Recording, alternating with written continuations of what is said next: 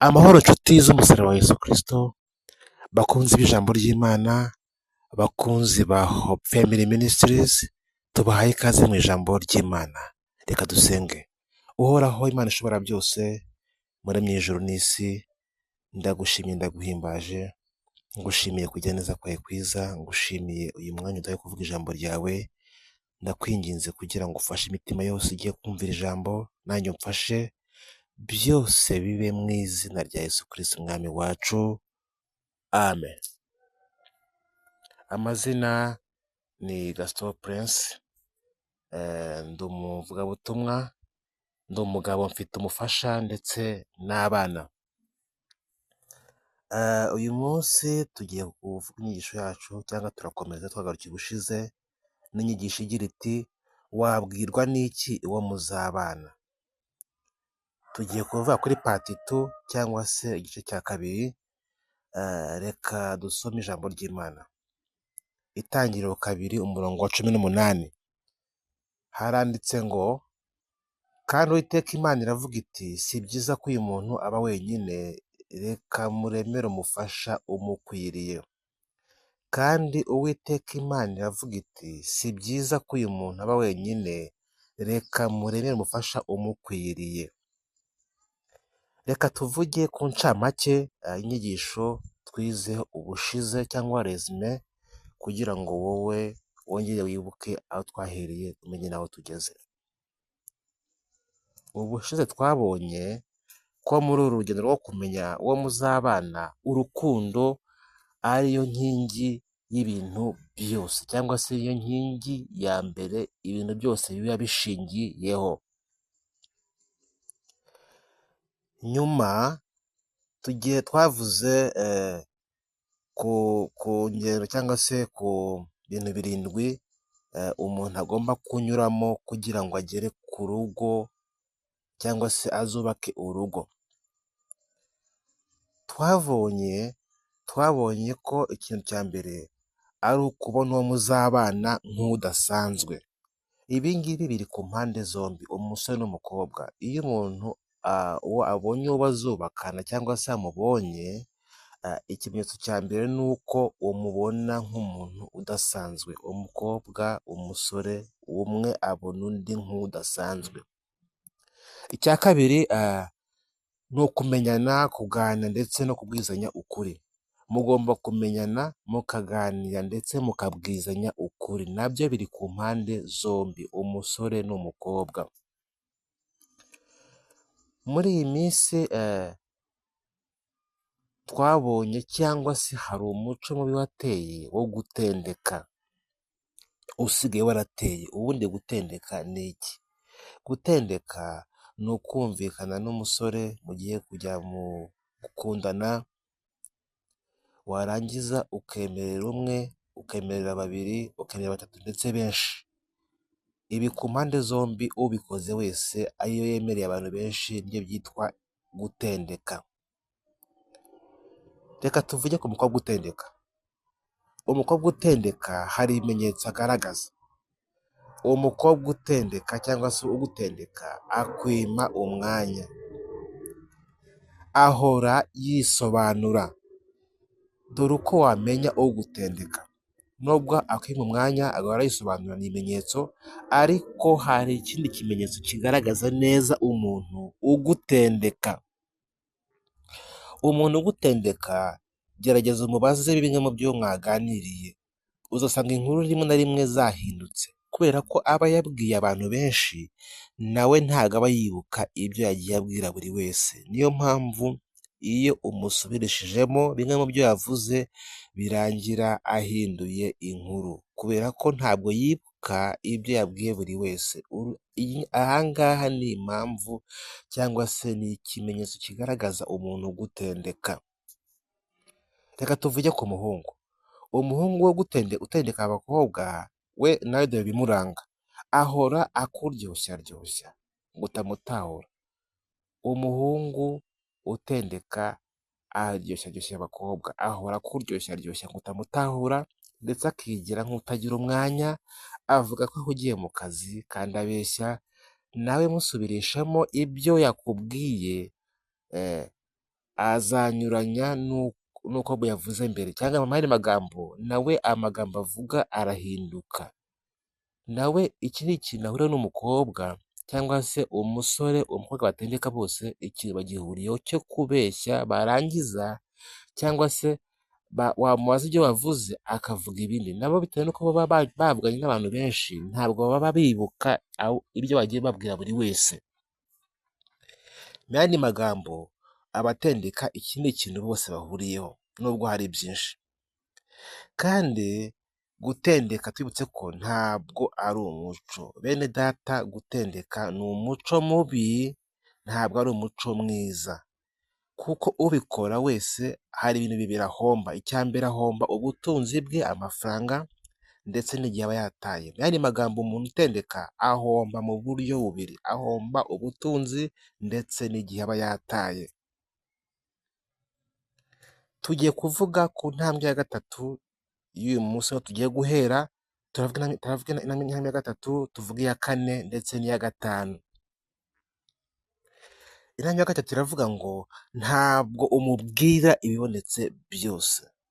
Umuntu muri iyi nzira ya fiyansaye ibaganisha gukora ubukwe, mukazagera ku rugo, cyangwa se ibaganisha mu gushyingirwa, mu kubaka urugo, ntabwo umubwira ibibonetse byose cyangwa se amanjwe. Mwamukijijwe cyangwa mudakijijwe, uwo wahisemo ko mufatanya inzira yose y'uru rugendo rw'urukundo ruganisha mu kubana cyangwa kubaka urugo, nta muntu n'umwe ufite uburenganzira bwo kubwira undi amagambo y'amanjwe, ahubwo hagomba kubaho ubwubahane cyangwa se mugomba kubahana. Reka tubaho urugero.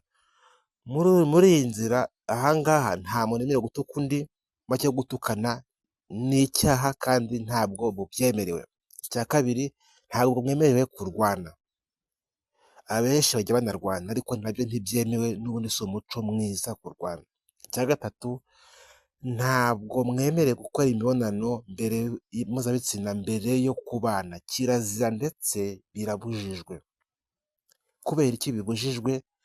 Impamvu bibujijwe ni uko iyo imibonano ikozwe mbere y'igihe cyo kubana, bituma urugo rutakaza icyizere. Iyo imibonano ikozwe mbere y'igihe cyo kubana, bituma urugo rutakaza icyizere.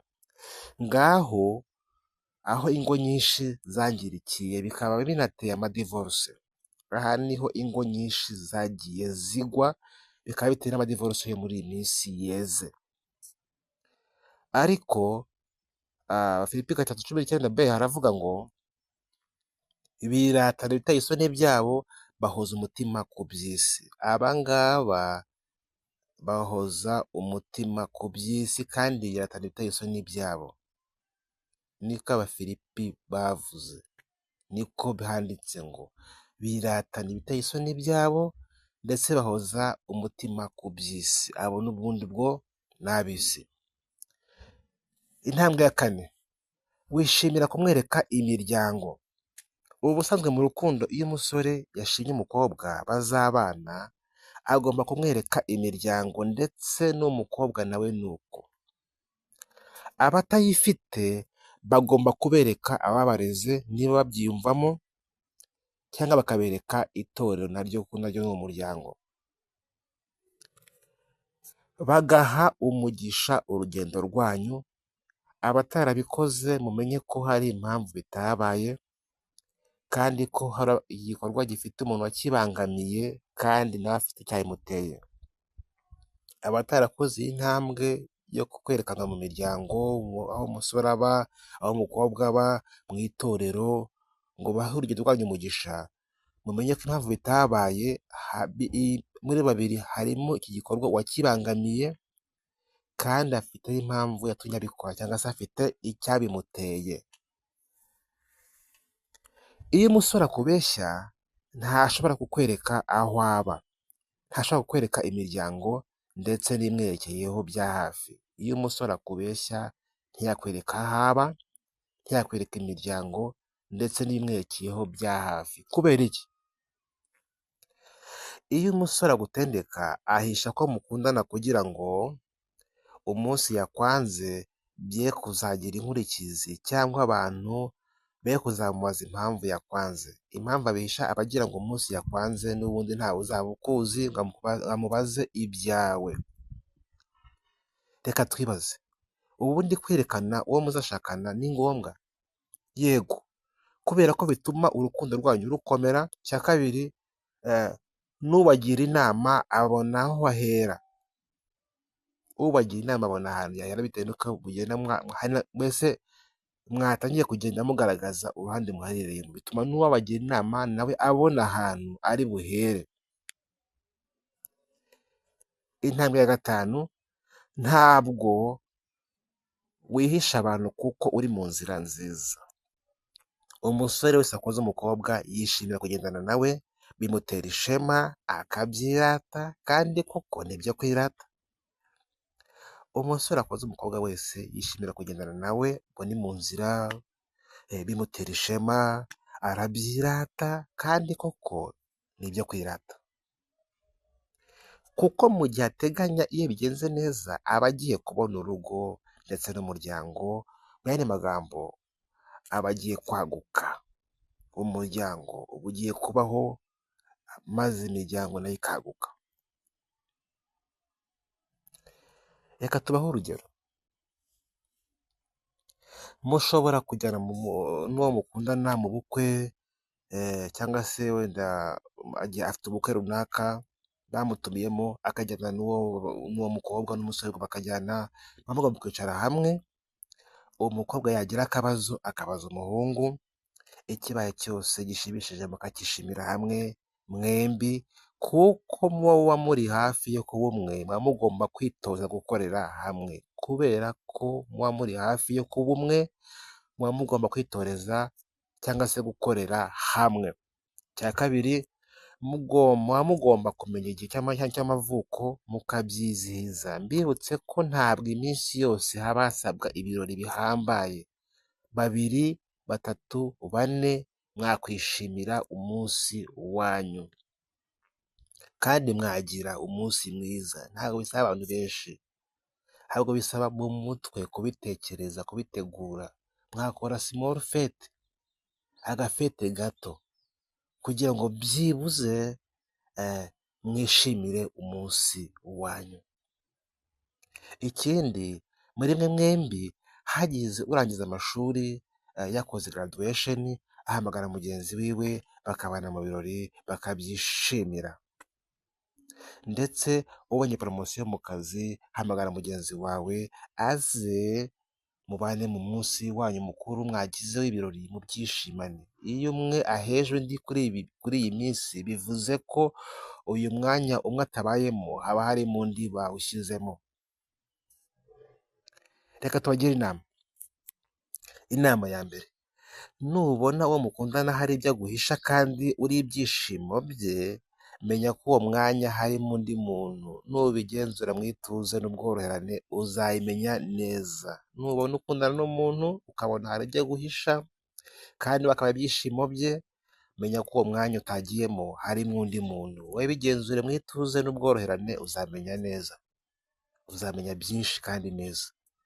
Inama ya kabiri, nubona ukundana n'umusore, mwagenda mu nzira ukabona mugendana harimo intera, atifuza kugendana nawe close, amwegeranye cyangwa se wenda uri hafi ye, muri mu nzira, nawe ndi kuvuga, ukabona muri a distance, mwese harimo intambwe nini, ntayifuza kujyana nawe, bivuze ngo muri mwe mwembi umwe kugendana n'undi bimutera ipfunwe. Iyi ni intambwe nayo yerekana ko ibintu murimo bitazarama, kuko ubundi uwo muzabana agutera ishema, ntagutera ipfunwe. Rero kugendana kwanyu mu nzira ni iby'igiciro, bifite icyo bisobanuye. Kutakwereka imiryango cyangwa abamurera. Nubona umusore agukunda, ntakwereke imiryango, ntakwereke abamurera, ntakwereke abamwerekeye abavandimwe, abaraza biwe, ukabona mu nzira mugenda a distance, ntimwegeranye, ubona mugenda nk'aho mutaziranye, kurayo amaso, nta kizavamo.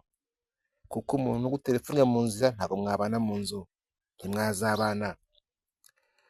Inama ya gatatu, urubyiruko mukundana, ibyavuzwe haruguru nibiba byarabaye, mwarakoze amakosa mukayirengagiza mugashakira ku makosa mwakoze mutarayakosoye, ingaruka z'ibyo mwakoze muzitegure cyangwa se muzitegure bishyire kera zizagaragara. Ingaruka z'ibyo mwakoze bishyire kera zizagaragara. Inama ya kane, uwabonye ingaruka z'imyitwarire mibi wese akeneye ubujyanama bwihariye. Agomba kwigira ku ngo zubatse neza, mwigana ingeso zabo nziza. Uwabonye ingaruka z'imyitwarire mibi wese akeneye ubujyanama bwihariye. Agomba kwigira ku ngo zubatse neza kandi akigana ingeso zabo nziza. Mugire amahoro nawe ubutaha. Ciao ciao. Ciao ciao. Ciao ciao. Ciao ciao. Ciao ciao. Ciao ciao. Ciao ciao. Ciao ciao. Ciao ciao. Ciao ciao.